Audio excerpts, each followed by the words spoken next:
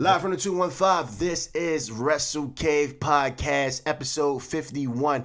I am Geechee, here with 30 Case. In return, my guy, the Markout Club president, the Markout Club entrepreneur, the Markout Club leader. Whoa! This is the return of Robbie Koss. Whoa! Welcome back to the up, game, fam?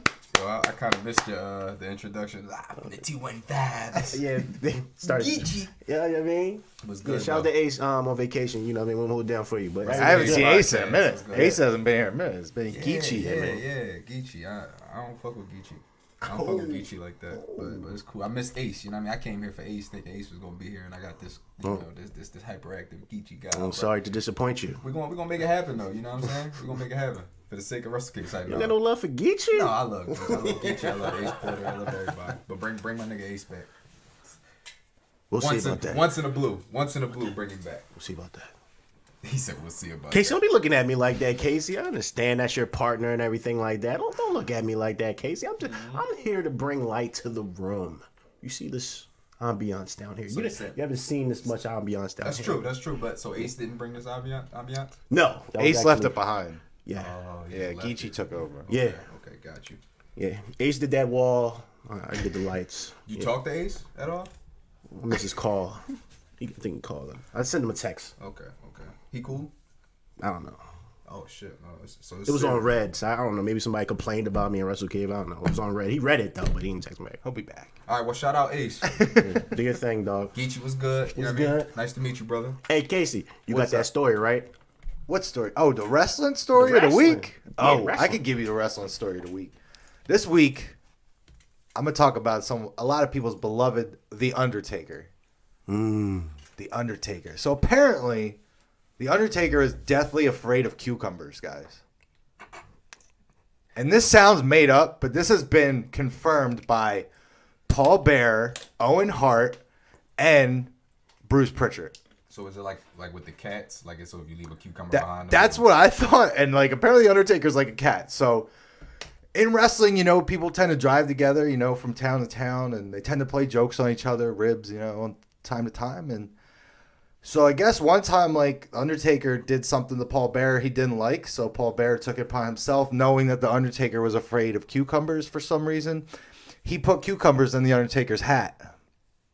The Undertaker saw this. Undertaker, for whatever reason, just started throwing up everywhere. Oh man. So this was not the first time or the last time this happened. So the dead man throws up? The dead man throws up from the only thing the dead man fears is cucumbers, friends. Pause. Pause. So this is not the first time though. Apparently, the Undertaker also threw up in a Waffle House because someone put cucumbers in his iced tea. Oh. That Paul Bearer But he confirmed does- this. He doesn't even have to taste cucumbers. All he has to do is see them. See them, smell Smell 'em. them. It gets better And than it this. makes him physically sick.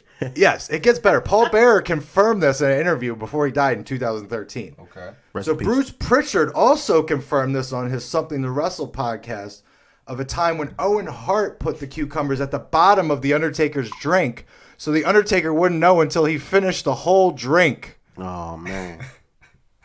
Apparently, Owen did this a lot. Like he would put, allegedly, would put cucumbers in his ring gear while he was wrestling the Undertaker. Like, and also he would also put it in the Undertaker's gloves, his hat, his gear. So the Undertaker fears no one, but the Undertaker fears cucumbers, and that's what I got for you in this week's wrestling story of the week. I'm gonna put some cucumbers in Saudi so we can stop going. I'm just So we thinking, can stop like, seeing them. That's crazy, right? When That's really Undertaker's crazy. in the ring, do he like touch people, like shake their hands or anything? Or you'll probably have to catch him at like an access signing or something. Oh, yeah. Be like, what's good? Can you sign this cucumber? Oh, And yeah, then he yeah. just flip the hell out. Oh yeah, that's crazy. Like I couldn't believe that one, and then the more I researched it, I was like, this is confirmed by Paul Bearer, Bruce Pritchard, Owen Hart, like, and the list goes on of people that like have messed with the Undertaker about this. So this is a real thing. Did you play my game yesterday, Pause? Which About game? one has to go. Oh yeah, that was fun. Dang it. Did you? So since we talking about Taker is Sting. I like Sting. I mean, I've never been a huge Undertaker fan, so I Taker gotta go for me. Robbie, Taker is Sting. I mean, they're both great, but I love Sting. They are both great, but there's so much mystique from Sting because he never went over to WWE till like way later. So it was like he only had those 2 matches with Seth and Triple H. And he never got to take on the Undertaker, so we never got to find out. Mm-hmm. True. I always just been invested in Taker though. Yeah. I've just always been way more. I love Sting, but I think now more as time has gone on and like the Undertaker's mystique has lost a little bit. He keeps wrestling. He doesn't look good in the ring anymore. He lost a couple times at Mania. Sting still kind of has that mystique because he's only had a couple WWE matches. They were both good matches, and then he got hurt. I mean, he lost both of them, but. But Taker, you think about just the story of the whole WrestleMania thing, then him losing. Like, I don't really think of what's going on now when I think of Taker and, how he is in my mind, like the legend that he is in my mind. I kind of think of everything he's done before that. Right. And I've always been way more invested in that than I have been with Sting. But Sting, the whole NWO angle, the Crow character, is unbelievable. Even the stuff he did in TNA, I liked. Even before that, when he just had the regular face paint, he was still like on top of the world back then too. And then the Crow characters took him to another level. That's like especially just being up there in the rafters and everything. Yeah.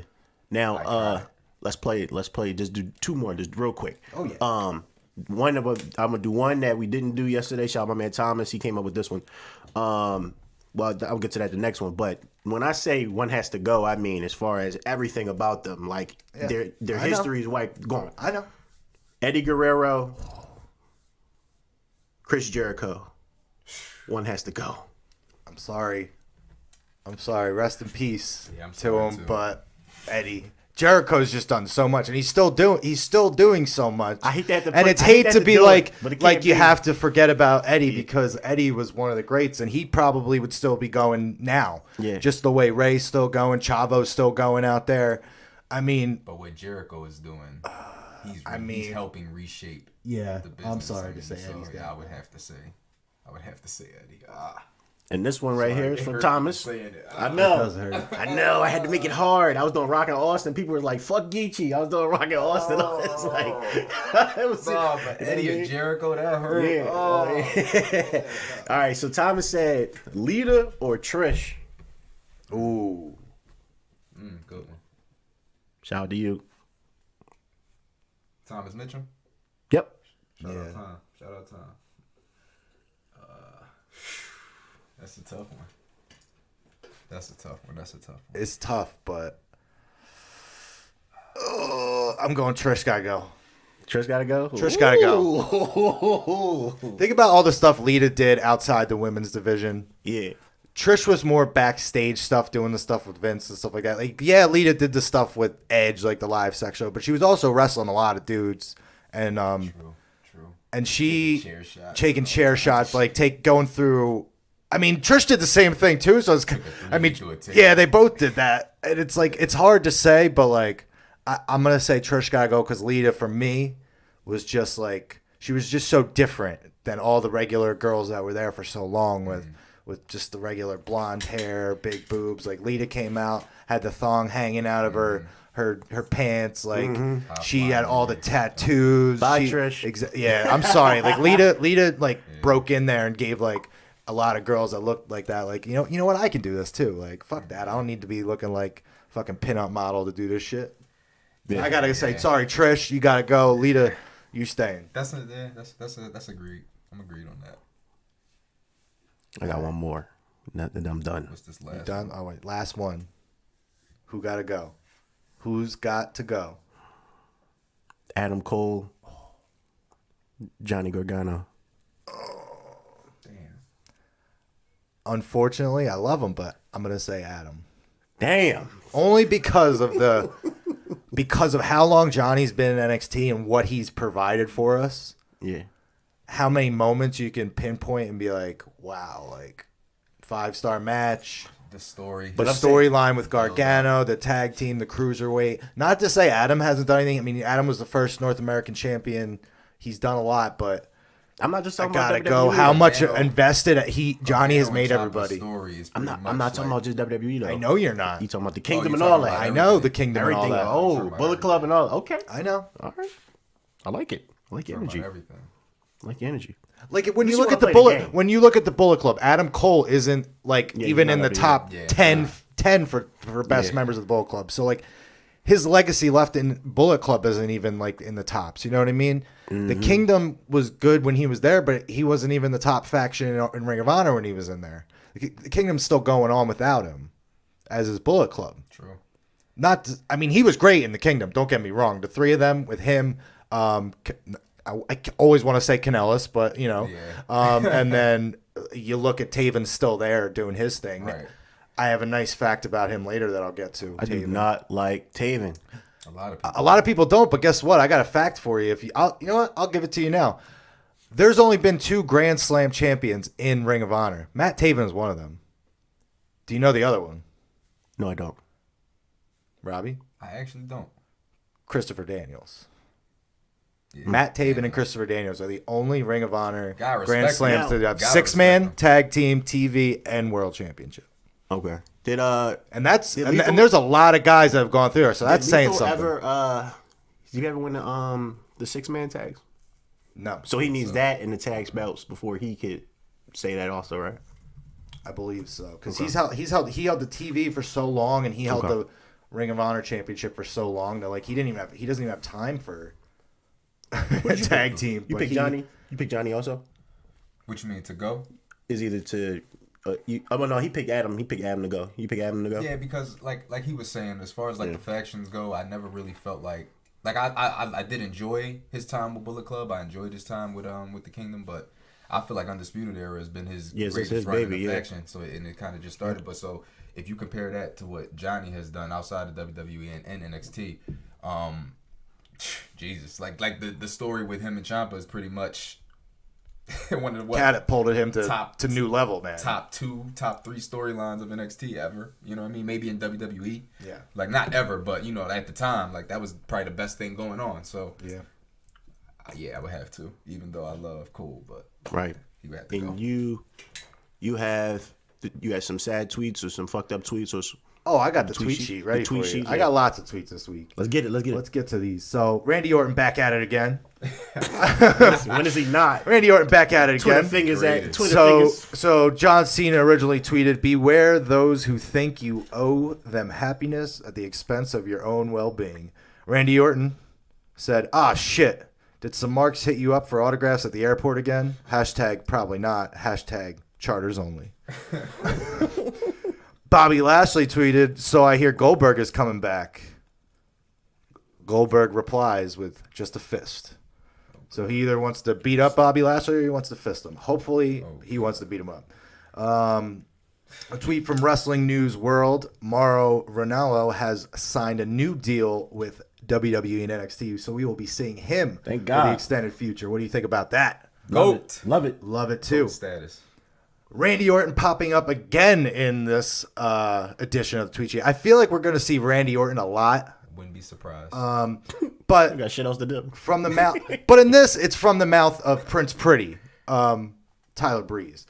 So he said, "Fun fact for the day: Randy Orton used to ask us what we did each week on the Fashion Files because he genuinely looked forward to it. He then texted me and Dango at 2 a.m. laughing after watching. Randy Orton is the man." They said, "Side fun fact, growing up wanting to be a wrestler, my finishing move was going to be an RKO, except I was going to call it the Shocker. Little did I know the name was taken by something else." Ayo. Pause. Crazy. And then a fan asked Prince Pretty, Tyler Breeze, if he said Randy Orton should be an honorary officer in the Fashion Files, and Prince Pretty said he actually asked to be on it. Unfortunately, he never got the chance. What do you think that would have looked like? Randy Orton on the Fashion Files. Hilarious. Yeah, that would have been crazy. That hilarious. Been awesome, actually. So I have 2 topics here on the tweet sheet that are going to kind of get us into a couple other topics. So I'll just talk about this one. Becky Lynch's mom and Big E and Becky Lynch on Twitter. Have you guys been checking this out? Yeah, I have. I haven't seen it. You haven't seen it. So if you just go on Florida Man at WWE Big E, his background picture is Big E's mom, or Becky Lynch's mom, and she's just looking over his Twitter. So it's been going on and on. Like he said that he would learn to become a cycling class instructor and offer Mama Lynch free classes just in hopes of seeing her post-workout glisten. Becky Lynch said she already met you. She wasn't impressed. So she said if she can just install pedals on you, she's willing to risk it all. Biggie replied, "Oh, she trying to ride?" She said, "I'm just." Becky Lynch said, "I'm just telling you, I better not." It got crazy. Like He's talking crazy. Becky Lynch said, "I'm just telling you, it better not end up being Becky Langston out of all this." It's gone on and on and on. Biggie trying to give her that big. Yeah, he said she's married. He said, wait, here's another one. He said, scratch that. I would lay my whole body in the puddle so Mama Lynch could walk across me. There was being a gentleman. Well, at first, I took it out of context. At first, he said he would take his jacket off and toss it into a puddle so Mama Lynch could walk across it. I left that one out. Then he said he'd lay his whole body. He said he would lay his whole body across the puddle. Then he just tweeted out a picture at 1 a.m. of him touching a picture of Becky Lynch's mom on his iPad. Like it's gone pretty far. So virally shooting his shot right now. This gets even better when Big E was a guest on Busted Open Radio with Mark Henry and Dave LaGreca, where they talked about this. And he said that he wants to be her stepfather. And he said he's doing it right because she's already grown. He won't have to pay for her. Like, all this stuff. Like, if you get a chance, go on YouTube. It's up there. Like, it's pretty funny. Like, what do you think of this whole thing? Like, Big E, he also will be a very frequent guest on the tweet sheet as well, I feel like. He is one of the most entertaining on social media there is. He took the N off. The ma. You saw, instead of the man. Like That's funny. He posted a picture of Becky Lynch's The Man shirt and took out. Well, someone else actually did it. Tanya Tate did it. And then he said all proceeds go to me and Mama Lynch's trip to a vineyard in the south of France. Oh, So this has gotten pretty crazy here. Like it's.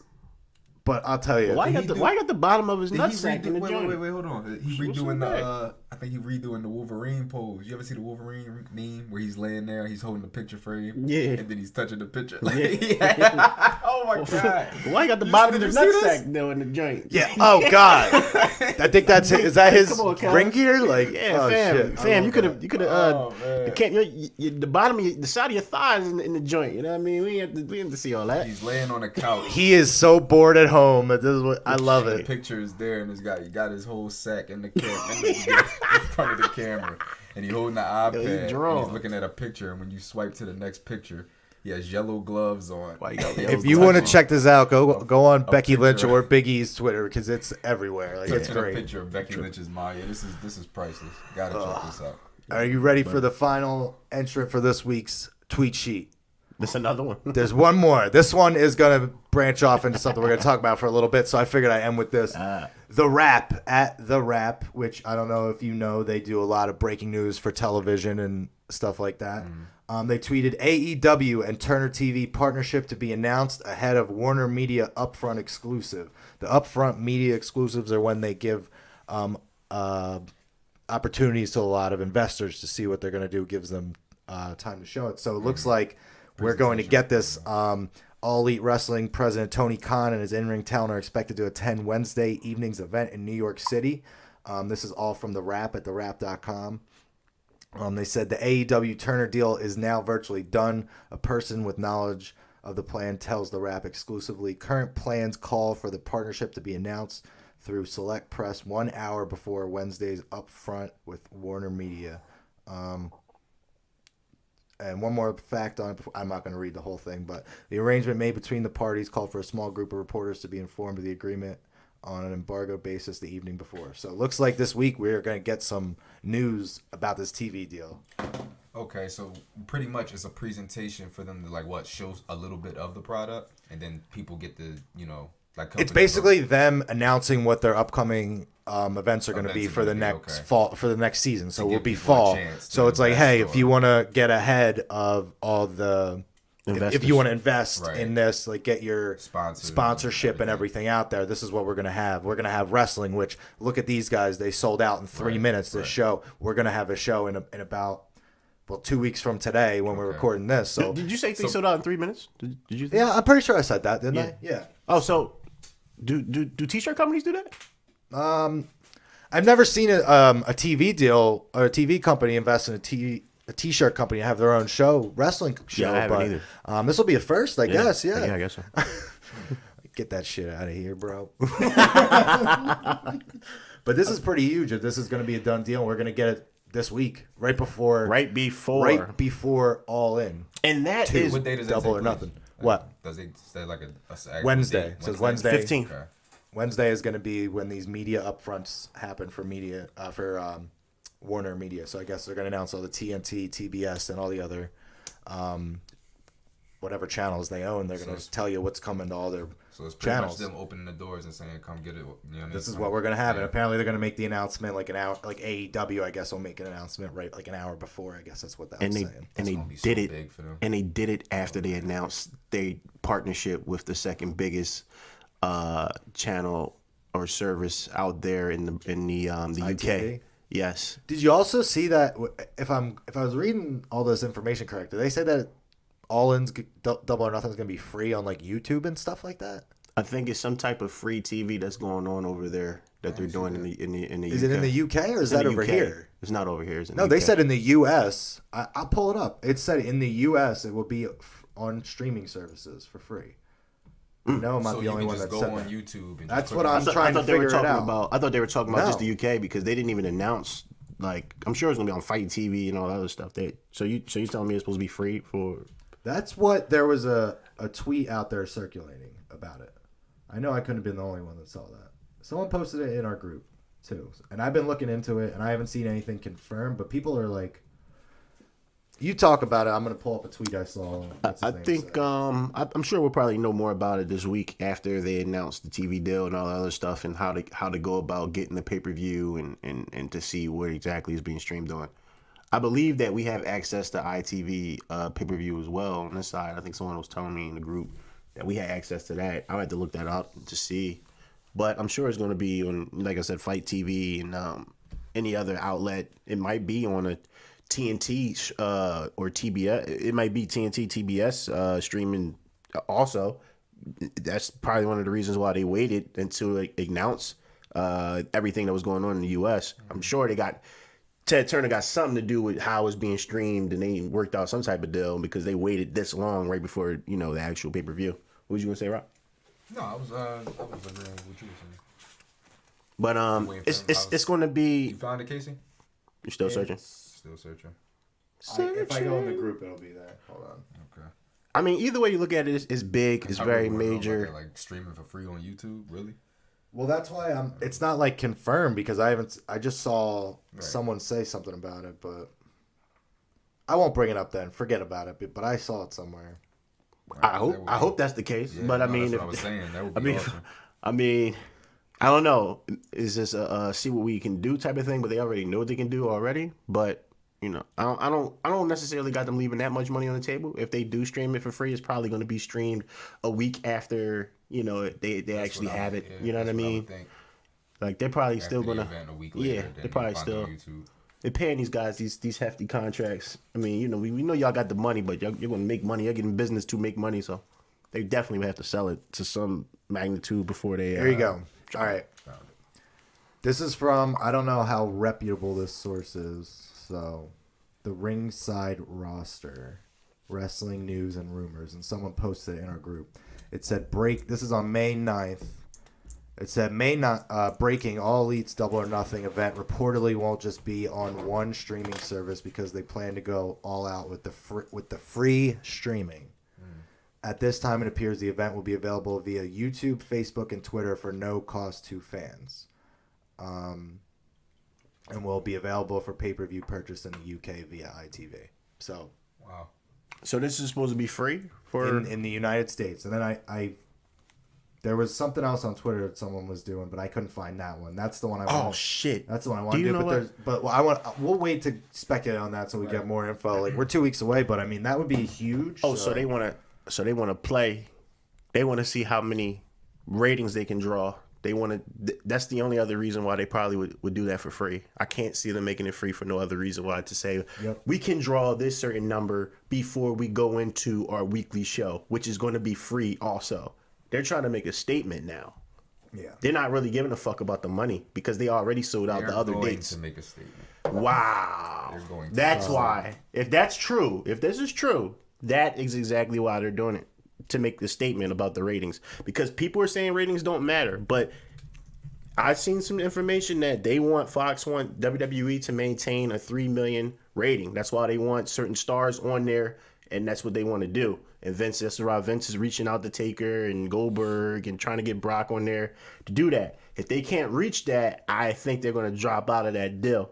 That's what the information that I was seeing. They want them to maintain a 3 million rating, and they can't even come close.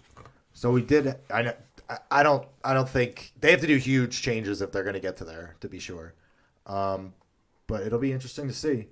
We did have a couple changes to the Double or Nothing card. So they announced what the 21-man casino battle royale now is. They changed it from the over budget to now the 21-man casino battle royale, which will be that starts with 5 men. And then I think after three minutes, they said another 5 men will enter. Yeah. And then another 5, then another 5, and then one guy gets in by himself. The Joker. Yep. So they're going to pick suits, and then the one guy gets the Joker. Is going to be special. So right now they only have 11. They have 11 people announced. They got Sonny Kiss, Brandon Cutler, Ace Romero, Glacier, Brian Pillman, Sunny Days, MJF, the Best Friends, and Joey Janela. And Dustin Thomas, who they just signed, is the guy who has no legs, which is pretty awesome. You had some feelings and some ideas about that. How you feel about that, Robbie, when we was in the car, we was talking? You got the energy all fucking crazy. Nah, I just, like, look at that. Look at that. They're taking a regular battle royal. And making it interesting. And the last one was great. Exactly. It was great. So now you're expecting it, like just the entrance, like just the way they're coming in. If they're all coming in, they're all going to be fighting on the way in. Exactly. If you might get, like, the Best Friends coming in at the same time. Exactly. And like you said, that Joker's going to be... You know the Joker's going to be special. So, like, just the way they're setting up their battle royal, they're not treating it like... That's going to be somebody that... wrestle and let this person win. That person's going to be someone that they haven't announced yet, clearly. Exactly. Like, that's going to be their way. And that's going to be on the pre-show. And the other pre-show match is Kip Sabian versus Sammy Guevara that they switched. And that's going to be... Like I told you, their cruiserweight or whatever the weight division you want to call it is going to be crazy, and those two are going to show. They're going to be like, hey guys, guess what? This is our cruiserweight division. We're going to show you what we got. Yeah. And Sammy Guevara, Kip Sabian's a nice way to fucking show that too. Tear the roof off. Yep. Yo, quick question. We seen Punk show up at an indie show a couple months ago, and people were like, "Oh, that's not him." But they released pictures further that showed that was clearly him. Do you think Punk, and apparently he's done it before, will ever end up? I'm just thinking, not even if it's not even now. Do you think Punk and let's say Jon Moxley? Do you think one day they could end up in AEW? I'm just gonna say the way wrestling's been. Never say never, but I would say more Mox than Punk. I don't know that Punk will ever wrestle again, but maybe he would make a good commentator for them. But what if he did start off as a commentator and end up wrestling? That would be huge for them. That would be huge for them. Do you think that would be a straight huge uppercut to fucking WWE side? From both of them. He already said, if I ever come back to wrestling WWE, never. I would never do it. So if AEW would be the biggest shot, I would believe. We'll see. That 21 would be perfect for him. Man, but he's too big for the pre-show 21. They need that. That would be a regular show like unveiling. Right, but the way they're doing it, like, you never know what they're going to do. What if Jon Moxley popped out as the Joker?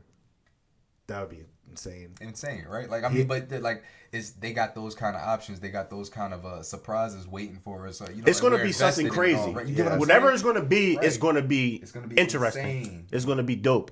And the fact that they're getting a title shot from the title that we don't even know what it looks like. And I know for me, I'm excited about that. I want to see what the fuck the belt looks like. Well, that's what I'm saying. If it's for the world championship, these names that are in there so far, I'm like, okay, I don't see those names going to be something crazy. But no, they have 10 guys they haven't announced yet. So you know what I mean? There's only 11 guys. There's 21 announced, like, supposed to be in this. So there's still 10 guys. You don't know. Like, maybe whoever. Oh wait, they can't, because this is gonna be first. I was gonna say whoever loses someone earlier in the night, but they can't do that. So the best thing you never about know. The Battle Royal, the winner is going to get something.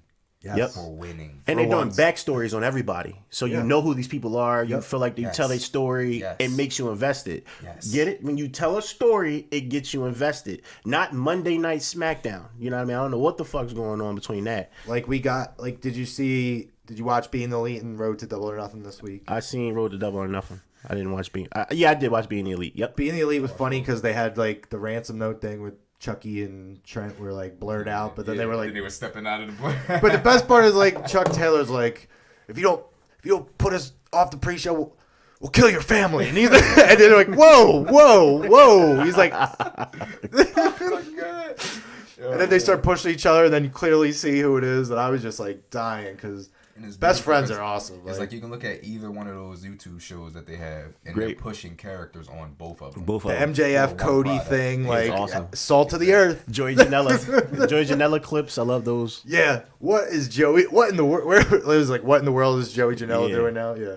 Joey's the shit. It's like Glacier's coming back for this match. That's crazy. That's good. And then they showcased Sunny Days for a little bit. Who they've been friends with for a while, and then Dustin Thomas is this guy that has been wrestling for the last couple of years, who's got no legs, which is like they just signed somebody from Lucha too. That WWE was. Angelica, yeah, he's freaking and somebody. He's really good. I've seen him do. Name. I'm trying to think. That's supposed to be a tag. He debuted in a tag with him. He's supposed to be in a tag. They signed two people. Oh, Jack Evans? Yes, they're supposed to be a tag team for the division. Jack Evans has been around for a long time. Like he was wrestling back in the Wrestling Society X days. Like he's really good. Yeah, they booked them as a tag team. That's what I'm saying. Like those two guys will add more to that diverse the battle. But they're good singles and they're good. And he was actually Jack Evans was in like Johnny Impact's like stable for a little bit, right? Which was whatever. They make everything like matter from top to bottom. Johnny Mundo, I'm sorry. And it's brilliant how it's going to be so diverse, and everyone is going to have like some kind of a character that they can invest themselves into. Gay people, no legs, guys with no legs. They have people that didn't get a shot. People that they're not going to just all be in the ring. Yeah. Hey, just start wrestling. You know what I mean? Like everything about it is put together so well, and it makes you want to watch it. It makes you want to invest in it. The other thing that was really good was if you see Pac's promo on. Beautiful. It was so good. Beautiful. It was. It was. He was like, and that's why I'm a proper bastard. You see Jericho when he was in Cody's office. That was so good. And he picked up the book and he picked up the wine and then he like threw the nice book. Yeah, he threw the his cigars. Like good product placement, Cody. You just know what the fuck to do. You know what I mean? And then he said, "Yeah, your dad lied to me. He said he was gonna shoot me to the moon, and he lied just like you're lying to me now." And he's like, "I made this company legit when I signed it." I just love that. Planting the scenes. Thank you, Jericho. I appreciate you. Now get the fuck out of my office. Like that shit is just dope, man. I fucking love it. We gonna cover some things in WWE world. We could go over the wild card rule if you want. This felt like let's just talk about this wild card rule. So Vince came out and just said like, Vince came out and then Roman came out and then who else came out? Kofi and Daniel Bryan and the whole SmackDown Vince just decided I'm making a wild card rule. Three people could come over and do whatever. But then later on, Lars came out and Elias came out and Shane came out, so it turned into 4. But then 5, and then Elias didn't count, so it was back to 4. And then they tweeted out like a limited number, and then go back over to SmackDown, and it's like 6 people came out. So I just want to talk about the differences between Raw and SmackDown. Raw's show was pretty freaking confusing. It was confusing and nothing really happened. I felt like I was just watching 3 hours looking for Firefly Funhouse, really. Mm-hmm. Which delivered again. Like always. But I'll talk about 2 people in particular that went on both shows. Sami Zayn and the Usos. So the Usos were booked in, again, this stupid storyline with the Revival, and they're putting Icy Hot in the Revival's trunks, which, as stupid as it is, I'll say the Revival did a great job with it. Like, like Scott Dawson is insane, like rolling around and shit. Like, I'll say that they're trying to, devalue them. It's not going to work because they're taking what you're doing and they're running with it, and they're making it as over the top as they can, and it's not working. Sorry, Vince, if you're trying to embarrass them. It's not working. Taking shit and making gold. Exactly. But like the Usos doing this, and then you go over to SmackDown, and they're in a tag team championship match against Daniel Bryan and Eric Rowan. A very good tag team match at that, and it's based on competition because they want them to earn it. Of course. It's night and day, the character on Raw and SmackDown. What the hell? Like, yeah. It's like almost you get to SmackDown and your character changes. SmackDown, that was the essence of the Usos, the competition and everything like this. Now they're over on Raw playing these little child jokes, and it's like, all right, whatever. And then Sami Zayn's getting tossed into a dump truck or a trash truck on Monday night, and then he's in a triple threat for the WWE Championship match, almost beating Kofi Kingston with 3 Blue Thunder bombs. Yeah, like, why from like if why should I believe that he's credible after watching him get tossed into a... Exactly. But SmackDown made him be credible for me. Why is it night and day? Vince. Is that always the answer for everything? He's the end-all be-all. But I don't understand if it's work. Like, take what you're doing on SmackDown and do it on Raw, too. I know they want to do more entertainment, Triple H has Raw. Has SmackDown. It just doesn't... And now with this wild card rule thing... certain things just aren't going to make sense. I feel like it's just going to be people popping up. Just say fuck the brand split. Eventually, it's going to get there. And I heard this was like a compromise with Vince and the networks because they all obviously, if you're Fox, you want Roman Reigns, but you just took it from USA, who clearly they're like, what the fuck? We want Roman Reigns. Why? He's not doing shit. He's not going to draw. Well, he's not drawing. In their minds, he's their top star. So they're like, well, we were doing these numbers with Roman Reigns. You moved him over to SmackDown. We had the worst Raw ever. Here's the thing. Both numbers are down like a motherfucker. So it's like, what? But that's not... both numbers are down because when Raw does bad, SmackDown does bad because people aren't going to watch it because Raw was bad. Regardless of what SmackDown does. Because SmackDown was a good show this week, but I'm sure it went down from Raw because Raw has gone down every week and so has SmackDown. But SmackDown hasn't been the problem. It's Raw. Raw just flat out sucks. It's just too close to Raw, bro. Sucks. We need some space in between. That's why we appreciate Wednesday a little bit more. But I do feel as though Friday is... They're never going to draw 3 million on Friday. I don't give a fuck who you put on that show. For one, it's 2019. People have all Hulu, all these different ways to watch this shit. You want to do the rating? You want to do the number? Cancel Hulu. Don't cancel just PS3 and all that other shit. None of that. Cancel Hulu. None of that. And you want 3 million?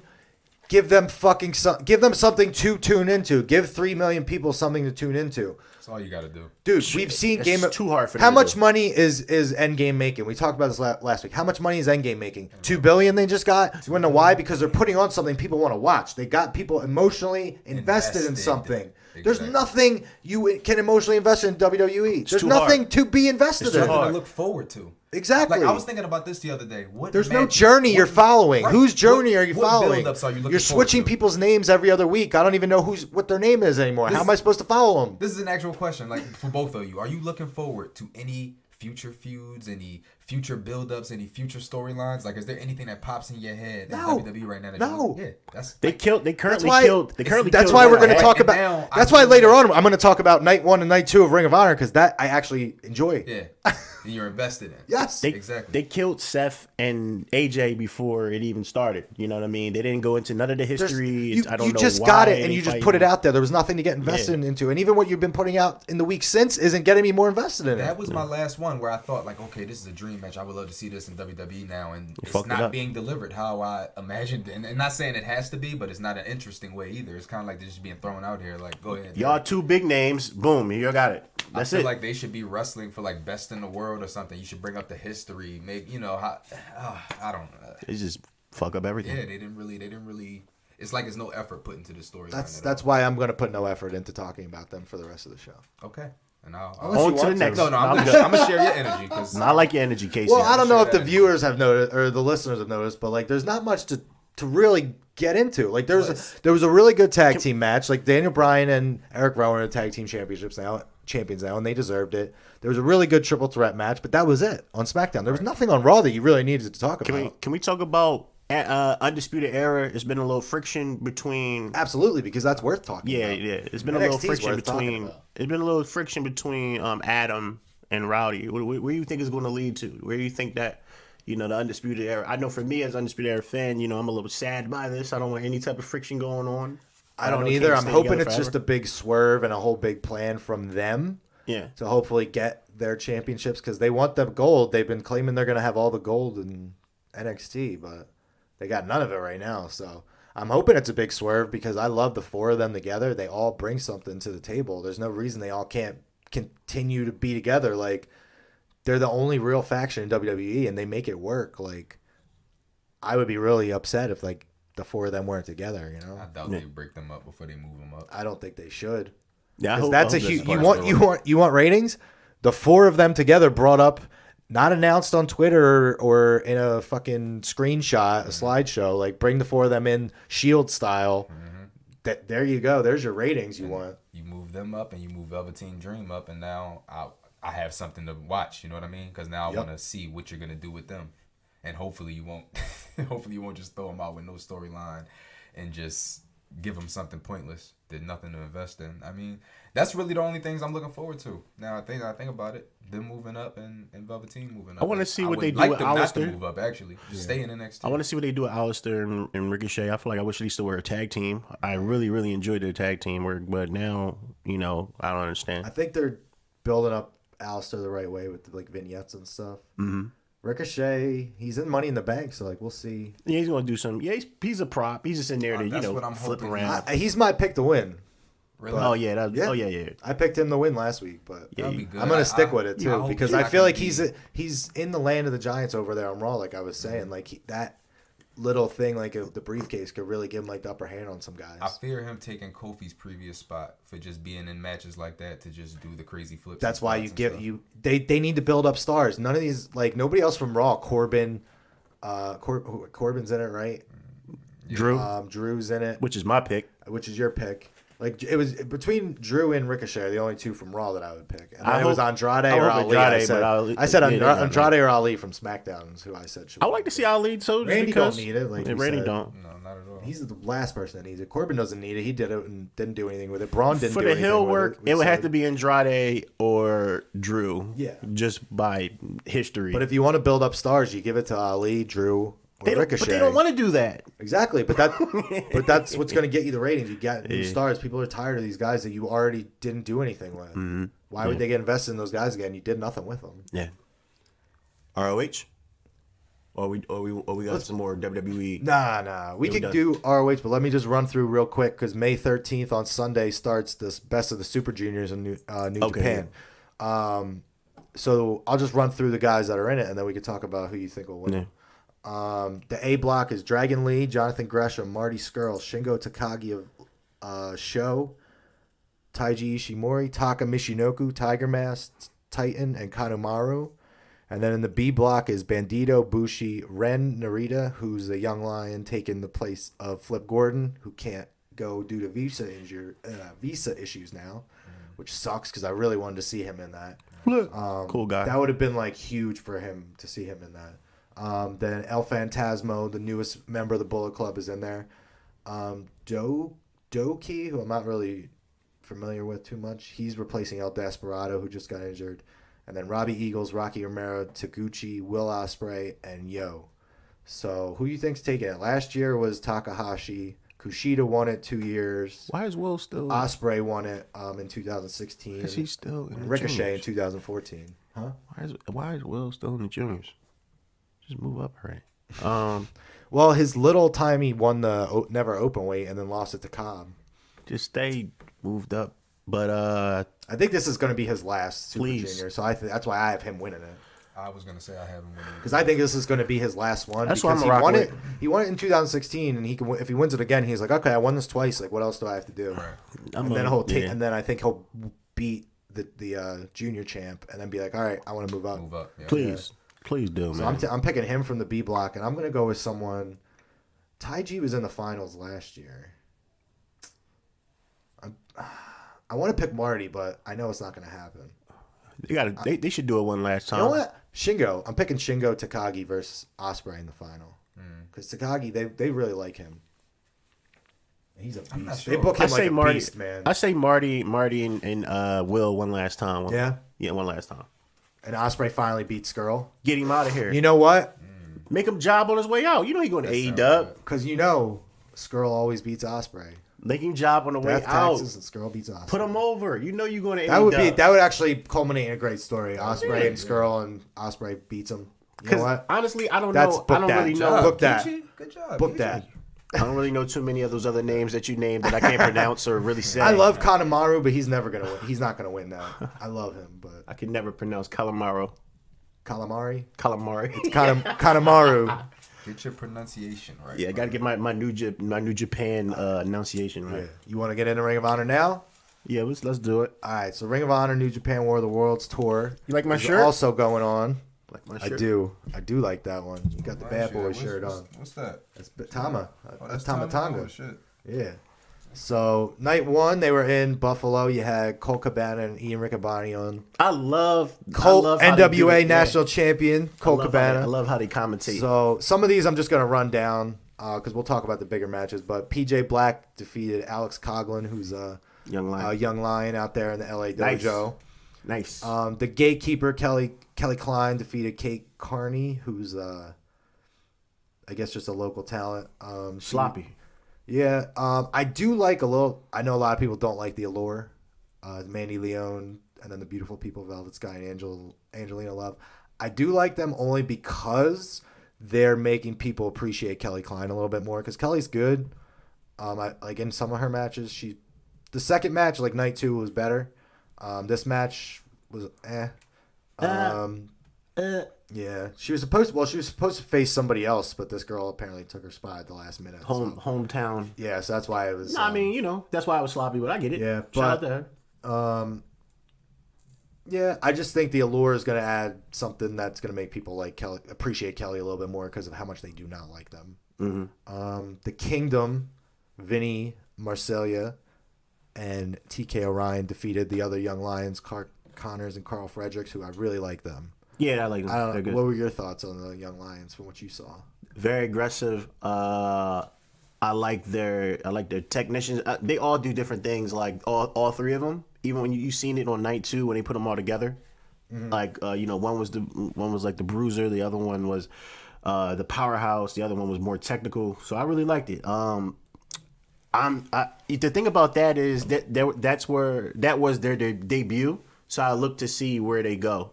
Like, even with my guys, they're Haku. What is it? Hikuleo. He is in the next match, actually. Yeah, Hikuleo. You know what I'm saying? So the next match, Shane Taylor beat Hikuleo. Yeah. Hikuleo in Bullet Club making his United States debut for Ring of Honor. He's the brother of Gorillas of Destiny. He's the son of Haku.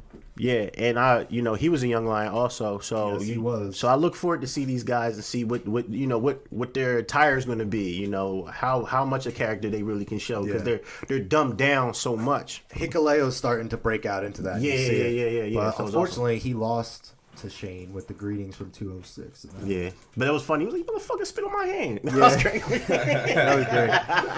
That was really shit good. rough. I know. I love when they do. That's why I love the Code of Honor when they break it. Like I think later on you'll see Rush or Silas Young went to give Roosh a handshake and Roosh just kicks it out. I love when they like to see the little different ways they just go about it.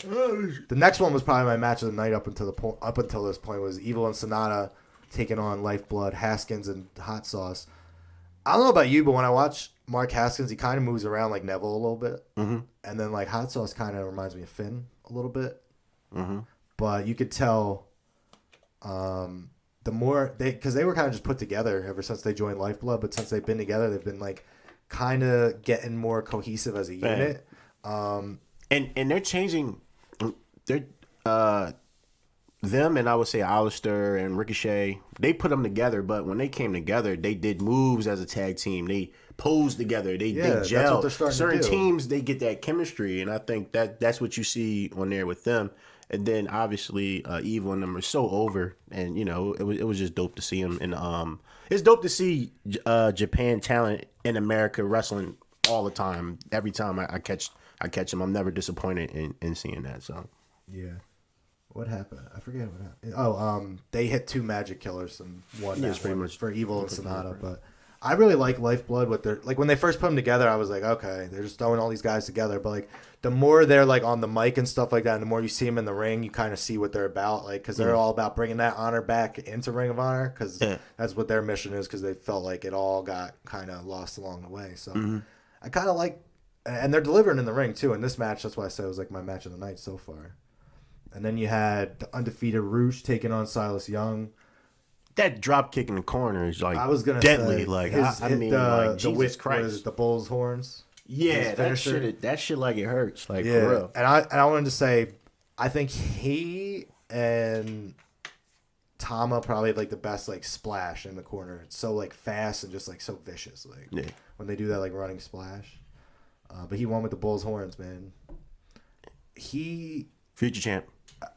If he's around long enough, he only signed a 1-year deal. If they got to put that on him sooner than later, because he'll go elsewhere. Because he can draw names like in Mexico.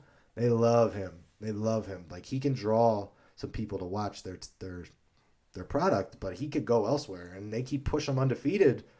Guess what? His name's gonna keep growing, and unless you put that championship on him and sign him up, he's gonna go somewhere else. Yeah. Oh. Then we had the 6-man tag team championship match. My guys, the Villain Enterprises, brother. Awesome. They took on the two legends, Kojima, Nagata, and Jeff Cobb. Great match. I just love the way Villain Enterprises works together. Like, I know at one point Marty did the 619 and Brody did like the flip while they had the guys out there. Can we get back to when Brody hit the Hurricane? And then he does the flips over the top rope on everybody outside. Yo, fam, PCO doing backflips and suicide dives. He's like 60. Like, oh my god. You fuck with PCO, Robbie? I actually do. I didn't see this event though. I'm gonna make you watch it later. Man, okay. He went for the night 2. He went for the ROH championship. Even Brody, too. Brody moves like a cruiserweight. There's no reason why he moves like that at all. That's what I was gonna say. Like you have huge guys like Jeff Cobb, Brody King, and PCO doing cruiserweight shit out there. What it should sound like it was lit. Like, yo, it was lit. Talk about it. Yo, when he hit the because Marty's piping everything up. Like he's like they hype man. So every time he's about to do some shit, he's about to do something. It happens. The crowd get into it, and he might pull the ropes down, and then PCO do like he flipping all over the place. Like it's just like ridiculous. And this was good because like in the Crockett Cup, Kojima and Nagata took on PCO and Brody King in the first round, and that match was awesome. So it was good to see like them kind of reuniting that. And then like who is it? Kojima that does like the quick like strikes, like the palm strikes. So then PCO started doing it to him. Like that shit's awesome. It looked like he was getting shocked in the corner. It was fucking awesome. I love when he does that shit. They looking for a 4th member. Are you trying to join? I would love to join fucking Villain Enterprises, bro. You know I would be all about Villain Enterprises. As I look at my Bullet Club Marty fucking umbrella over there by you. No, I was actually thinking about like who would join them. Who you think? I don't know. Maybe we'll talk about that in the next episode. Because I wanna think about that. I just don't want to throw names out there. Because he might take it to AEW with him, and then I have a whole list of people over there, like Jimmy Havoc and some other people that might join. If he goes over there, there's some good people. You got to keep it. You got to keep that shit going. That's what I'm saying. If he went over there, like he would have some good people. PCO and them over there. Oh my god. If they go over there, I don't think he would lead a faction. I think. That's what I said. He would take it with him over there. Has to. I think people they got some people over there that would be really good. Making too much money with that Enterprises shit. Like you got to. But then the storyline kind of set. If you think about it. You left me for dead. What the fuck is AEW? Yeah. I helped build this shit. Y'all left me for dead. I sold the most merch. Me and Kenny. Yep. And then he brings in his people.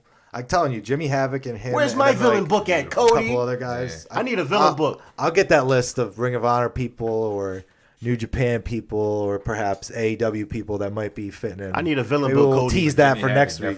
Jimmy Havoc is the one I will give away. Like I've thought about it. He's the one I've been like, if he goes to AEW and brings that over, Havoc will be perfect. Young Bucks, Cody. I need a Villain Enterprise book. Yeah. Fuck that. But Villain Enterprise will win and keep their titles, and then Taven and the Kingdom will come out and then run away, as they usually tend to do.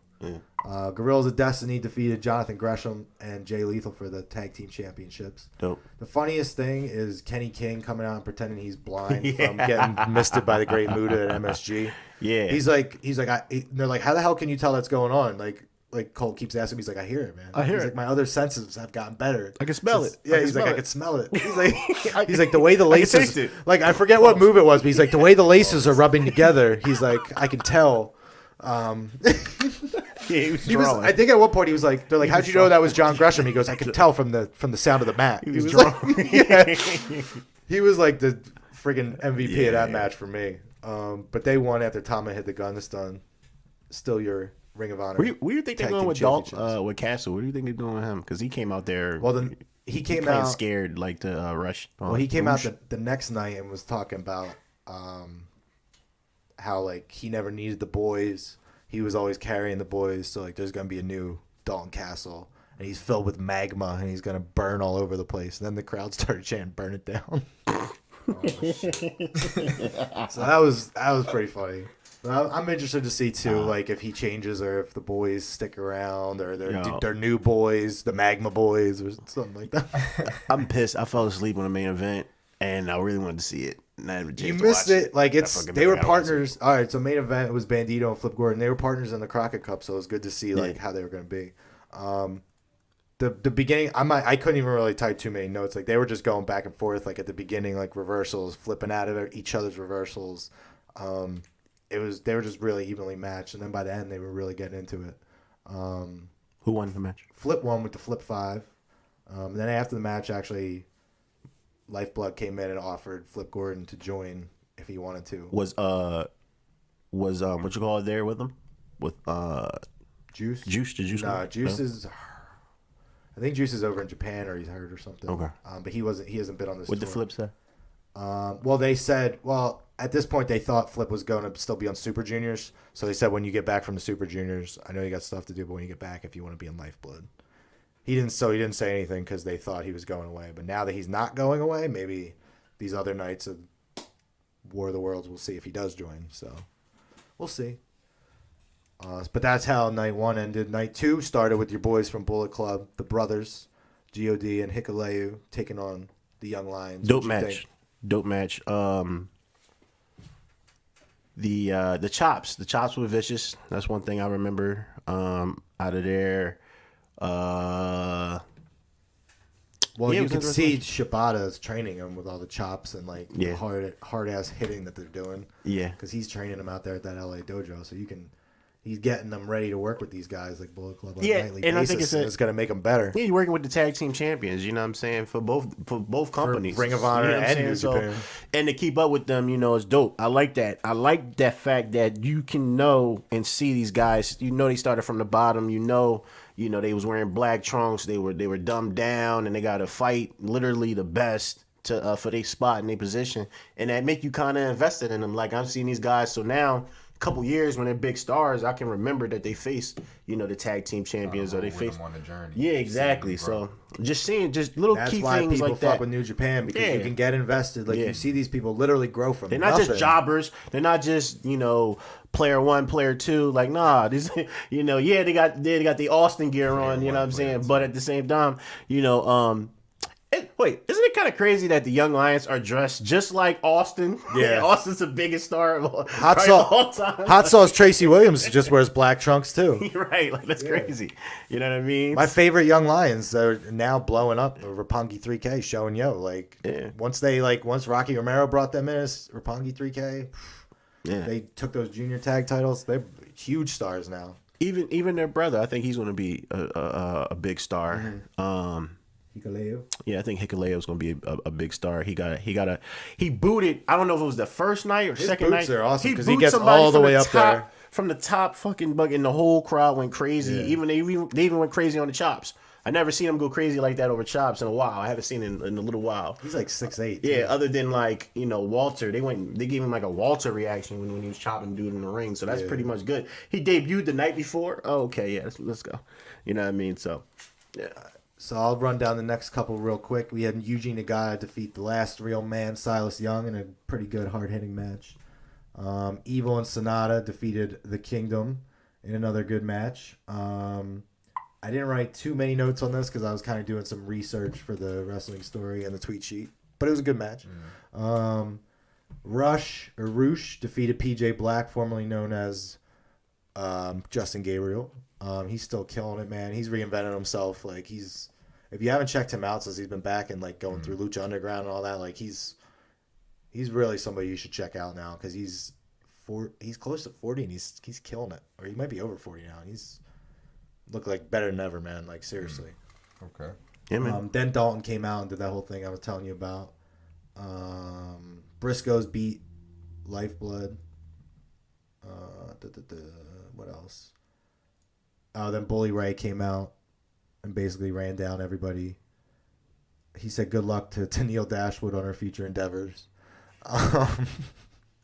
He said he took her out. He said Yowie Wowie and was mocking Bray Wyatt. Like, Bully Ray just gives no shits about Yo, on some real shit, we need to talk about Bully more as far as in a group, because I know we're talking about Hills, and he didn't come up at all. And I just thinking about it, I love Bully. Bully is a fucking beast. Like, talk about like someone that really really wants to knows exactly what a real Hill is and sticks to that and plays off of that. Even the work that he's doing on Busted Open Radio is awesome. He's a retired Hall of Fame, Speaking of Busted Open, if you don't watch that, go on there now. They got interviews with Big E, PCO. Yeah, there's a couple others all on there. Like, yeah, they don't anything. Bully and Mark and don't Dave. That shit, I love listening to that. They do anything. And the way Bully's wrestling, he can wrestle like forever at this point. And he's only doing on a limited schedule, which is great because he can come in there and give you everything he's got. Like his match with Flip, like he's not the great. Like he's doing a lot of the hardcore stuff still, but he can do it because it's entertainment. Like he's not going to put psychology. on His psychology. He's not going to put on a classic one-on-one technician match anymore. It's but entertainment. He just never was going to do that. You know what I mean? With Jericho, you just get to a certain level. You done it so long. You do what you know, and you just take it to a new level and a new character, and that's what Bully's done. Yeah. When it's not every night, you get a chance to prepare correctly for the match. You get what I mean? Yeah.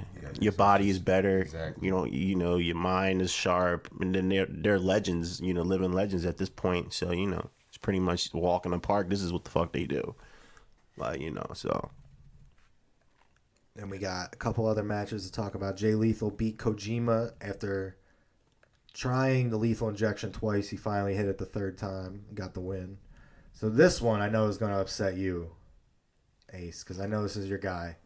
Jeff Cobb was in a four-way match with Goto, Shane Taylor, and Brody King. Four big guys who, again, on paper, looking at them visually, you would never think they can do the things that they can do. Shane Taylor especially, Brody King, Jeff Cobb, we already talked about. But I'm sorry to say your guy lost his title last night. It's okay. We still got a New Japan title, I believe.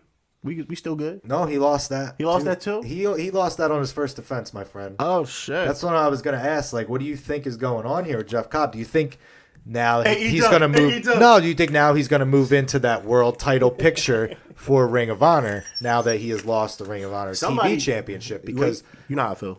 I think we've talked about it enough. Like we both think Jeff Cobb is that next big star for them. Brody King, Jeff Cobb, Bandito, Flip Gordon. Those would be my four guys that need that championship. They're missing star.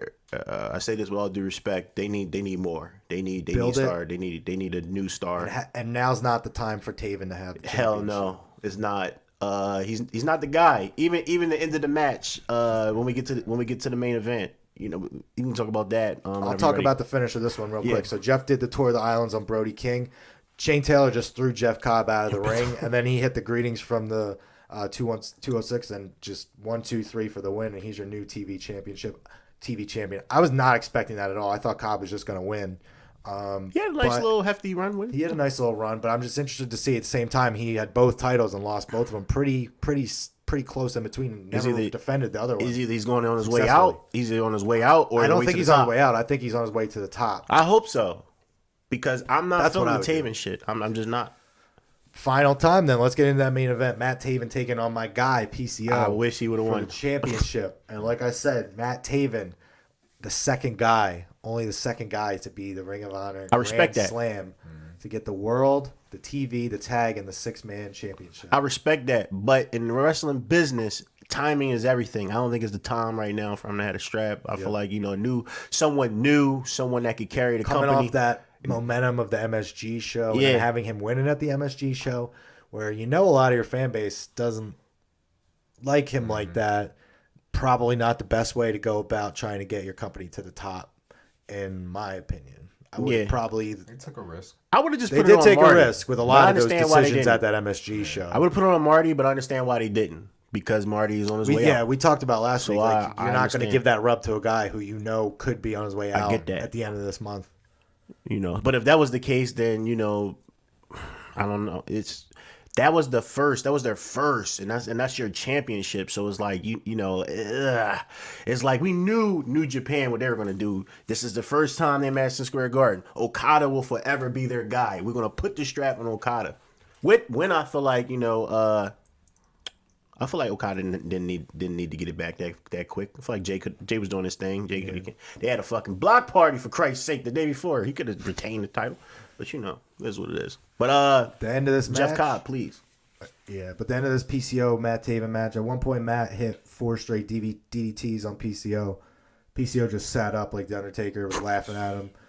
He's not human. Yep, the crowd started chanting that. Then the Kingdom comes out, distracts the ref. Taven takes advantage of this, and Vinny throws him. What was it? The purple railroad spike, and he spiked him and won. And Matt Taven, and he actually kicked out on the 3. He actually, it kind of looked like he kicked 3. out. Yeah, and then it crowd looked kind of like, confusing, but PCO loses and does not get the championship. Matt Taven retains. Yeah. What are your thoughts about the whole night 1 and night 2? We'll break down. Hopefully, they got a show tonight while we're recording this, so hopefully we'll break down the next couple nights of the tour on the next podcast. But unless something huge happens on Raw, Yeah, right. What did you think of the shows overall? I like the Young Lions. The women matches were a little rough to get through, but other than that, they don't have a lot of depth in the women's division, and they kind of pull from other places. Like Emma. Is Emma still there? Emma's gone. Emma left. Yeah. Where is she? She's nowhere. She's right nowhere. now? She's just wrestling on the indies. So they kind of only have a hand. They have the Allure. They have Kelly Klein. Mayu Iwatani comes in and out, and then there's, why didn't they put Emma in position? They had Madison Rayne, but she went right back to Impact, so she's already gone. So they're kind of struggling as far as that women's division goes. Yeah. They kind of need some people in there. The tag matches it was a lot of tag matches. The tag matches were good. Jeff Cobb did his thing. PCO did his thing. Marty and them did their thing. I mean, it was entertaining. I'm not gonna pick apart the show top to bottom, but I definitely enjoyed what I watched, and like me and Robbie were saying earlier, just the fact that having options now and not necessarily having to complain about WWE or watch something and complain about it, just more so just not watching it, just listening. I actually didn't watch anything. I actually listened to podcasts as far as WWE is concerned because it wasn't too much to really cover or talk about. So it freed up a lot more time for me to actually watch, more different stuff as far as the product is concerned. And Casey is signaling to me that he has to go. You guys continue, though. Yeah, because I want to ask Robbie some questions or whatever the case may be. There's some questions from the cave on the Facebook, too. There's a couple on there. But yeah, I will be back next week. You boys hold it down. Robbie, sorry I couldn't stay longer, but it's good to see you back. And Robbie's going to be back again. Of course. I better be. I miss this. We miss you too, my friend. It's definitely a bad week for me this week because you didn't know what we were going to talk about, so hell no, we'll give you some homework for the next couple shows. Definitely. And hopefully the promotions keep bringing it. Like he said, man, we got options now, so. Yeah, but I'll catch you listeners next week. Follow us on all this stuff, but you guys keep listening. They're going to keep talking. Peace out from me. Go Sixers. Game 7 tomorrow. I don't give a shit about basketball. I know you don't, but I do. He knows how I end. He knows how I end every time I leave. Go Sixers. Game 7. They play tonight? Tomorrow, Mother's Day. Tomorrow, bet. I might tune in. If they win, I'll text you. All right, so my guy, 30 case, my guy, Robbie. So what's good, brother? Nikki Cross is getting a character change. What are your thoughts on that? I have a question. Why? Why is she getting a character? That's a good question. I can't answer that. Why? Vince. All right, brother. Why is the character not just thriving like it did in NXT? Ooh, well, maybe Maybe she might be on the Firefly Funhouse, or be with Bray. Now listen, I'm not upset with that. That's brilliant. Because she actually looks like the little doll. To come to think about it, that's brilliant. I mean, I figured it was going that way anyway. I had a hint to it, but that would be acceptable. But man, it's kind of almost like everybody from NXT get treated like the stepchild. You know what I mean? Yeah. Like they get moved up and then something just doesn't go all the way right, and then they end up with some kind of change or some kind of like it's been going on for a minute. So I really don't know, but at least it's something good. Like at least the change we can hope that it's going to be something good with her going to the Firefly Funhouse, which isn't confirmed, but you kind of see it. I would hope so. If they don't do that way and they just change her, they just switch her whole shit, do 180. Then that just proves that's another. Well, she quoted something, right? Then she said it's time for the Dark Nikki to come out or something like that. So if that's the case, then that's the only thing I can see. Like, what else? What else would there be? Like, if they do a 180 and now she's like this completely different character, that's not going to get any positive feedback at all.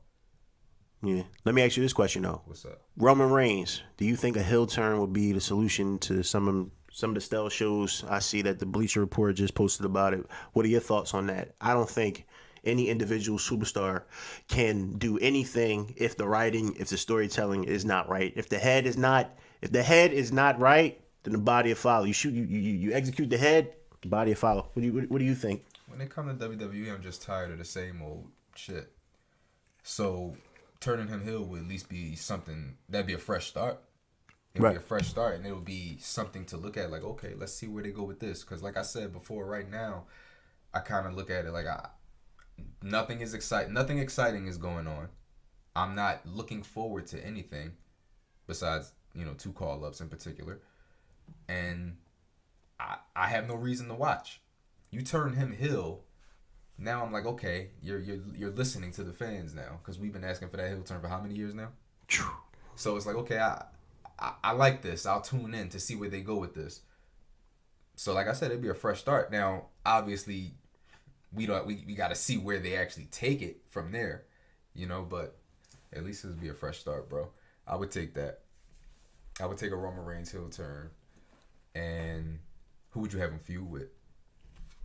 Seth. Oh yeah, I forgot he's not exclusively on SmackDown anymore. I forgot that quick. Oh, wild card. Just kill the fucking brand split. Yeah. Yeah, man. What else you got?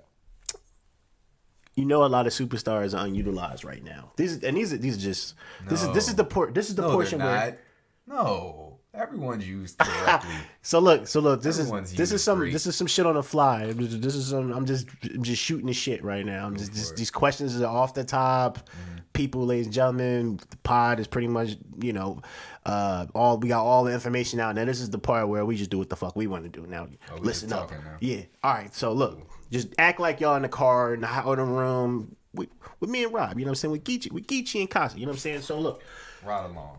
Yeah, I like that. The beige light skin version. Yeah, light skin version. All right. So some stars are underutilized, right? Or most stars are underutilized now, day and age. What star do you feel as though, if had the opportunity to get that push out of all the stars that are being underutilized right now, which one could you see main eventing a WrestleMania?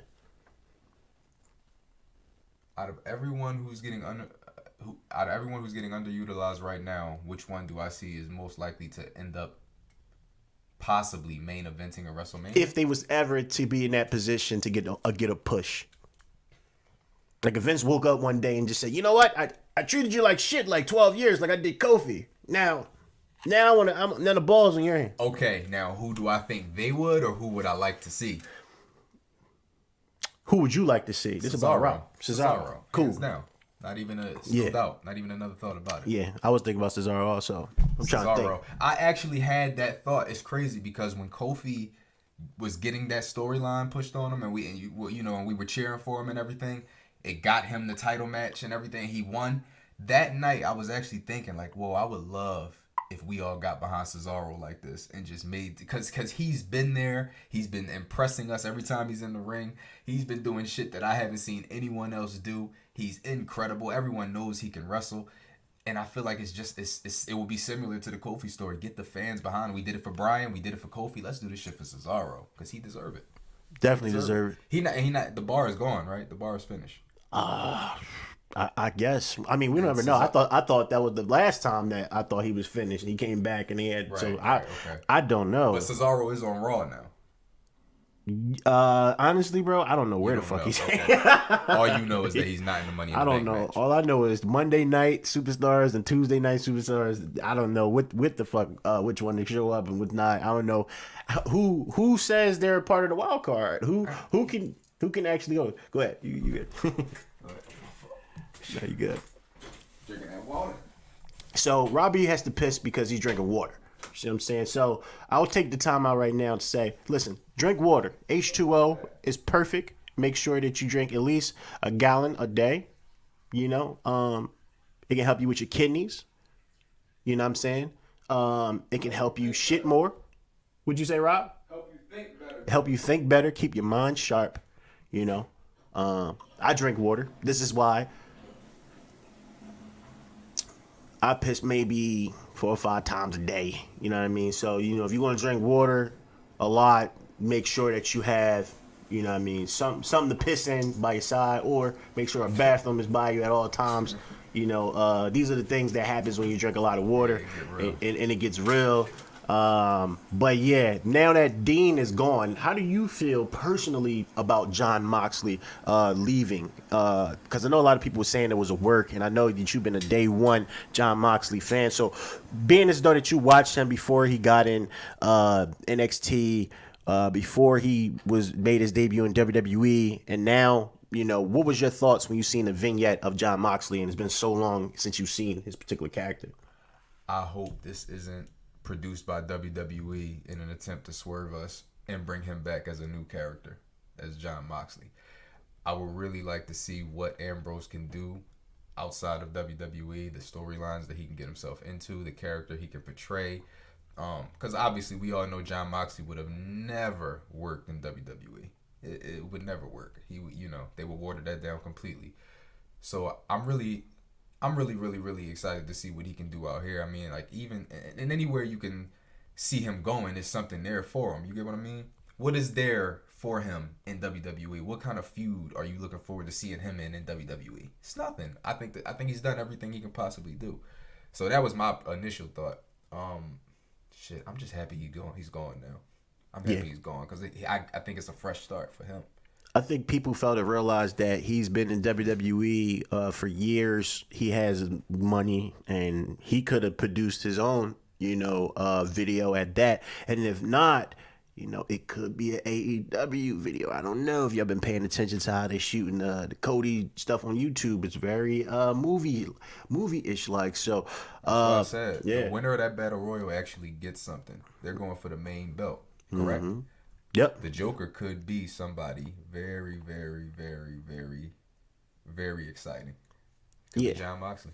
Yeah. I think we have a lot to look forward to with that show. I think, man, they know that they're going to... I know they want excitement outside of WWE right now. They want to hit that shit out of the park. You know what I'm saying? Like, to hit it out of the park, that Joker has to be something crazy or something. It's going to be exciting. Even when Flip was in the other one, we popped for Flip. You know what I mean? So but they told a story with that. So, you know, I'm curious to see what story is going to be built. I feel like a lot of stories are going to be made at Double or Nothing. At Double or Nothing. Like, I you know what I mean? And I think they're going to start and make it to where when we get the All In 2, it would come full circle. So that's probably when we'll see that. But it's interesting to see, depending on how they push, let's see, how they push Hangman Page, because I hear they're trying to push Hangman Page as the first champion. So, you know, if they did that with Jon Moxley, I wonder how that would go if that was him, or if it was a CM Punk, or who else it possibly could be. So I'm definitely looking forward to that. Now, you said it's a lot of excitement out of WWE. You know, can you tell me one thing that you were excited for as far as WWE? that I am excited for right now. I know you say you're not really currently feeling anything like that right now, but like prior to, you know, the last couple of Raws or last couple of months, like prior to that. Oh, the Kofi build-up was brilliant. Yeah, Kofi thing was brought up. Now, who do you think was responsible for that storytelling, that storyline? Who do I think was responsible for? Other than the fans. Us. right. Yeah, right. No, seriously, us. Because right. would it have been that if we didn't blow the roof off the fucking building chanting Kofi's name? You know what I mean? Like, it would have never happened. Us. I feel like we forced it again. You know what I mean? Or at least maybe that's how they want us to feel. Well, shit, I'm invested in that. I was on the edge of my seat, you know, for that match. You get what I mean? Yeah. I was really excited about the outcome, and more so, I didn't know which way it would go. Right. Now, I'm not saying that Kofi had to win for me to leave happy. You know what I mean? Just give me a storyline that I can actually invest in and watch and lose myself in and enjoy. You know what I mean? Whoever wins is your decision. But at least the build-up, we should be able to enjoy and invest in. We don't have to get our way every time. But at least make the story interesting. And that was interesting. After that, I haven't seen anything that... Oh, I like Firefly Funhouse. I think that shit is genius. I think that's brilliant. Other than that, I don't know. I don't know about anything. I kind of just have Raw on mute until Firefly Funhouse come on, then I'll unmute it. And I'm gonna say you went even better. You know, wait until that shit go off TV, or wait until like the 10:30 mark, and that shit is on the YouTube anyway. Yeah. You know what I'm saying? Shit. What are you most excited for outside of WWE? Oh man, what part? I know you from now. Double or Nothing. What is the thing about Double or Nothing besides the spectacles? We're all excited for Double or Nothing. But what on the card? What do you feel like resonates with you the most on the actual card right here, right now, for what we know of? What match resonates with Yes. me? Lucha Bros and the Young Bucks. That's just the match I'm most excited for. It's hard to say because I'm excited for Hangman and Pac too. Yeah, Lucha Bros and Young Bucks. You got Hangman going over, or you got Pac? I got Pac going over. You think Hangman just starts right out and just runs over Pac? I don't think so.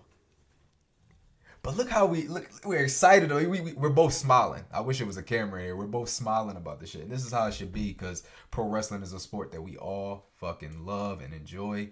And sometimes you can get lost in one product and it doesn't feel like pro wrestling. You know what I mean? They even make the wrestlers not say that term. And I don't know. I want this to feel like a real sport. And I feel like AEW so far, with no shows done, is making it feel like this is going to be like a real sport.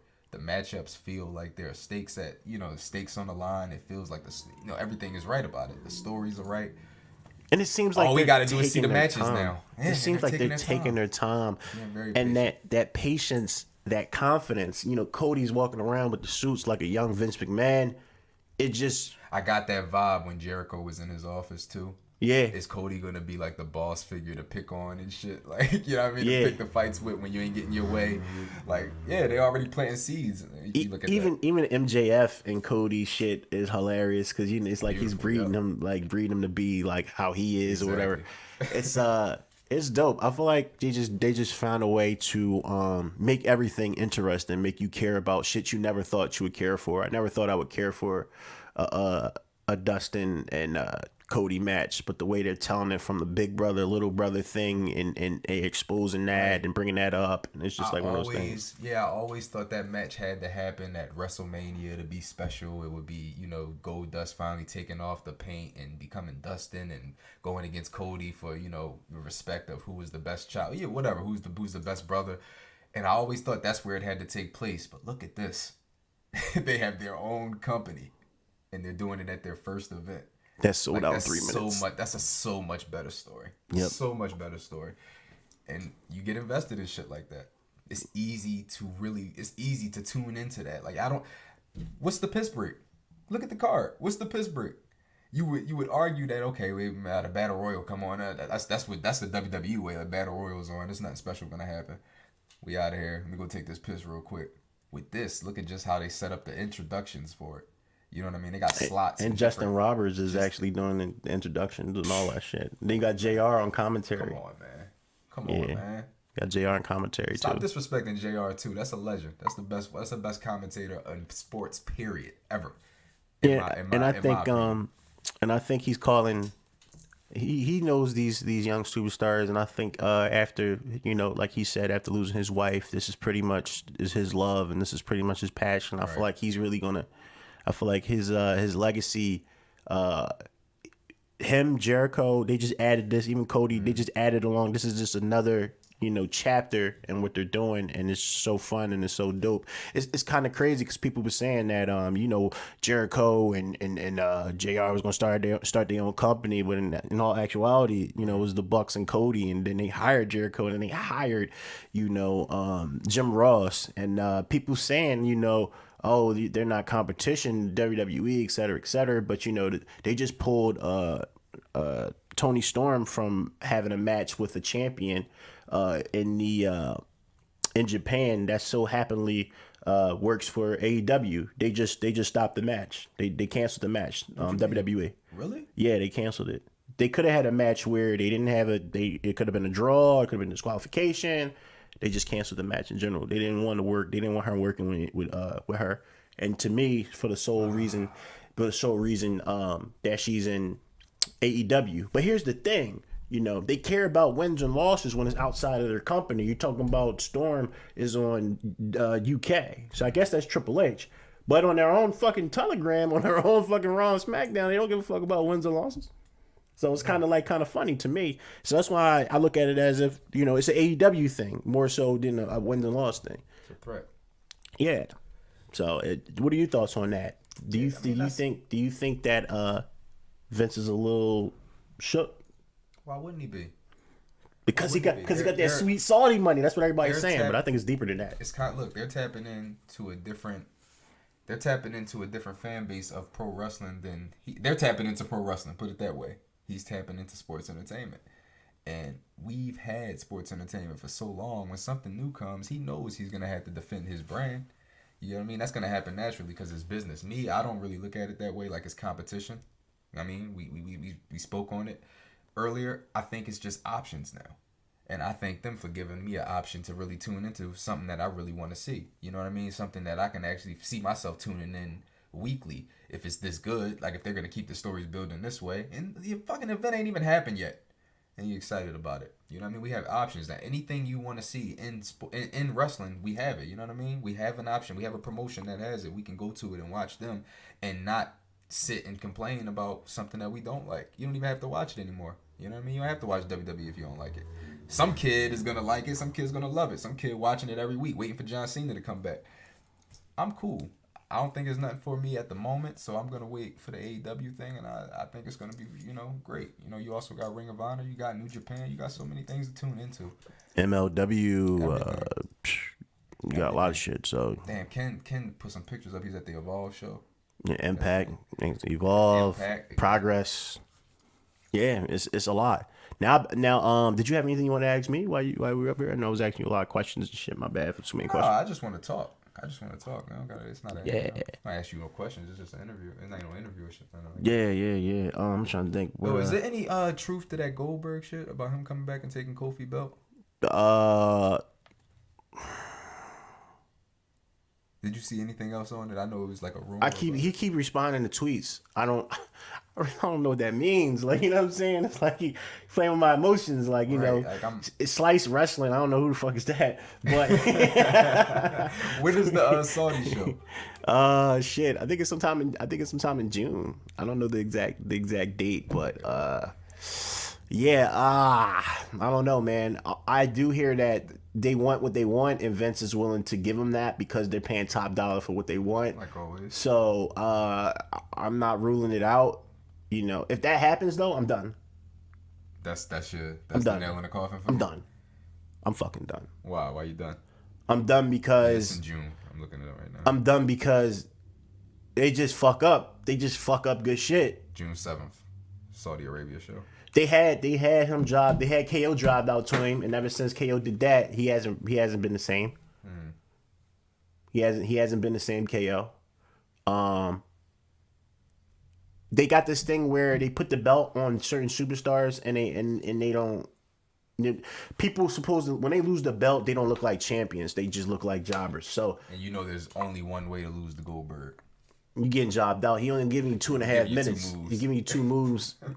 You know, and that's pretty much it.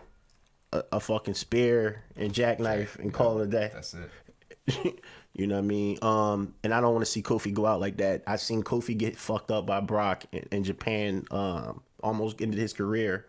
I don't want to see Kofi get jobbed out again. Like and you know, cause I heard from I don't know. It's rumors obviously, but from what I'm hearing, it's Goldberg beating Kofi in Saudi Arabia to feud with Brock Lesnar on SmackDown.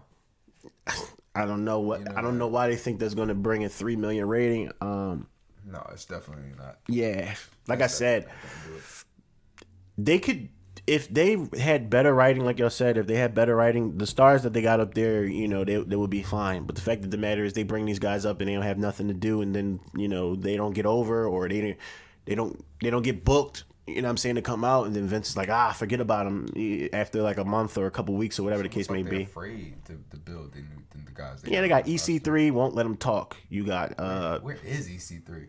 In catering with everybody else. You got fucking Eric Young. Where the fuck's he at? I'm just gonna name all the TNA talent that they just shelved. I guess just put them up, just shined them up real good and put them right on the shelf. Not even a faction anymore. Standing is not a faction anymore. Tell me when they got a shot. We never even got like a fantasy book Sanity invasion of some sort. We never got anything like that. Yeah, man. I don't even remember Sanity making any kind of impact or just wow. And it's over. Well, they didn't. They lost. They lost to like one person. I think. I can't even remember the debut. I can't remember who they lost to, but all 3 of them lost to one person. I forget. We never saw them with Nikki on the main roster. Yeah, never. Yep. Who else? Bobby Roode. It amazes me that they you know, like if they're back there looking like, hey, the ratings are dropping. I wonder why. Like, it would be amazing. No, we need Austin. We need Austin. We need Rock. We need Rock. Get Rock on the phone right now. Rock not fucking with them niggas at all. Rock don't fuck with them niggas, yo. We need Austin. The Rock don't fuck with them niggas. Like Rock, like no, this some bullshit. I ain't fucking with them. They ratings ain't high enough. I ain't fucking with them motherfuckers. Rock, the number 1 movie star out right now. He like, what's the ratings on WWE? Oh no, that shit ain't worth my time. Hit ignore. Yeah, SmackDown. Yeah, I created that shit. Yeah, but I ain't going to that shit right now. Fuck all that. That shit ain't in the contract. Fucking Sony give me too much money right now. I ain't taking no bumps. We got Monday Night Raw and Jumanji 3. Yeah. Shit, we gotta shoot faster than the 18th 100,000 episode. You said you want to do a sequel to Hobbs. Shit. Load him up. Let's do it. Listen, they better call Austin or some shit like that. I ain't fucking with that shit, man. Call my young boy. Call my young boy. He said we need Austin. That's funny as shit. We need Cena. Cena probably ain't fucking with it either. He's like, Cena like, listen, man, I'm getting this Transformer money right now. You know what I mean? Like, Bumblebee's getting a sequel. Yeah, so. Bumblebee through 4 is coming out. It's not looking good. I don't know, man. I don't know. I think he's stuck in his ways with the product, and like not to say like in a bad way. It's not turning out good, but I think he's just been doing this for so long and booking his own brand of wrestling for so long that. And it's been successful. I mean, he's been number 1 this long. Probably looking at it like if it's not broke, don't fix it. And that's embedded in his mind. He doesn't know any other way to book wrestling. Nothing lasts forever. Of course. You had your day. It's time, Vince. It's not your time anymore. It's Cody's time now, Vince. It's Cody. I mean, listen. It's the Bucks' time now. It could be if he booked the storylines right. If he wrote the storylines I said something and used the talent correctly, it could be. I said this to you 2 years ago. He could stay at the top. Well, I'm sorry. Ace said this to you 2 years ago. He got back in character. Ace said Vince will have to go, literally leave this earth, God's green earth, before he allows his ego to change his product. It's not going to happen. Well, maybe a loss will change his mind. Look how he can't even handle his son-in-law success. Are you telling me that he sabotages and that he's not purposely sabotaging NXT talent? Even the whole bring Alistair and bring Ricochet up and let's see if they sink or swim because you think they're draws and whatever the case may be. And let's see. Just having that attitude for them. Without proper storylines written for them already. Exactly. Proper debut, things like that, yeah. And it's to the point where people asking Triple H these questions. Like, he can't get around this shit. Because it's to the point where it's fucked up. And you can't tell me that Triple H likes that shit. But he just deal with it because he knows he gotta wait until this motherfucker go. He know that. He know that. That's crazy. He know that. Dude, if you was married and you ain't fuck with your father-in-law like that, but y'all was in business with each other and you study under him and now you at the point where you standing alone. You don't need him. You don't need that. NXT doesn't need WWE anymore. NXT can stand on its own. Because a lot of people only watch WWE because of NXT. Mm-hmm. So you get to the point where, your idol or your teacher, the student is actually challenging the teacher. And that's the thing that I feel like is going on between Vince and Triple H right now. And I feel like that's the reason why, let's say, for instance, Tony was told she can't wrestle. Now, if she can't wrestle there, because I guess they don't want her to lose. And I guess the company wanted the other person to go over. Mm-hmm. But they found out that she works for AEW. So now you don't want Tony to lose to someone that's in AEW. That makes sense if that's Triple H, if you caring about wins and losses. That can't be Vince. Right. If anything, Vince would be like, nah, fuck him. I'm not working with anybody that works with the competition. Or if anything, because if it was a win and loss thing, maybe he should care more about the wins and losses that actually happen on his product on the Raw and SmackDown. So, I'll end off with that. Do you have anything else you want to go over? I think Vince is going to be Vince. Yeah. And it's just, it's not going to change. He's booking it his way, and that's how it's going to be. So, if you don't like WWE, just turn the channel. Or go to your streaming devices and do something else. Watch something else. There are too many promotions out here to keep on complaining about WWE. Yeah. That's how I look at it. Well, ladies and gentlemen, that's Wrestle Cave, man. Double or nothing in 2 weeks. Yeah. Ow! Check your inboxes. Something might be there. Wrestle Cave, MOC. It's coming. And remember, Geechee is in each and every one of us.